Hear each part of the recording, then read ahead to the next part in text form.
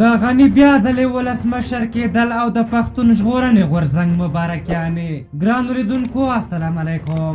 د پښتون ژغورنې غورځنګ دریو مشرانو علي وزیر او محسین داور او منظور پښتون محمد اشرف غنی ته په ولسمشرۍ ټاکنو کې د دویم ځلې بریا مبارکي ویلې.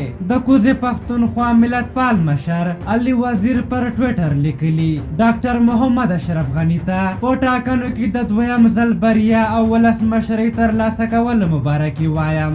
د علي وزیر ترڅنګ بل پښتون پال مشر محسین داور بیا لیکلي هیلهمند دی چې ولسمشر غنی په افغانستان بیا د سیالانو سیال کړي. داور لیکلي د تاریخي هیواد افغانستان ولسمشر ډاکټر اشرف غنی صاحب ته په دویم ځل د ولسمشرۍ ټاکنو کې په بریا د زړه له تله مبارکي وایم. خدای جل جلاله دې وکړي چې ګران ولسمشر افغانستان د نړۍ د پرمختللو هیوادونو سره په سیاسي اقتصادي او دفاعي حواله سیال کړي. په همدې حال کې د پښتون ژغورنې غورځنګ سرمشر منظور پښتون هم پر خپله فیسبوک پاڼه ژوندۍ ویډیو کې د ولسمشر غني له بیا ځلې بریا سره په افغانستان کې د سولې راتلو دعا کړې ده او ولسمشر غني ته مبارکي ورکړې. داسې ښکاري چې دوی د اشرف غني په بریا خوشحاله دي. په هر حال خو بل خوا ګڼ پاکستاني چارواکي سخت وارخطا دي او د اشرف غني او امرالله صالح په بریا خفه دي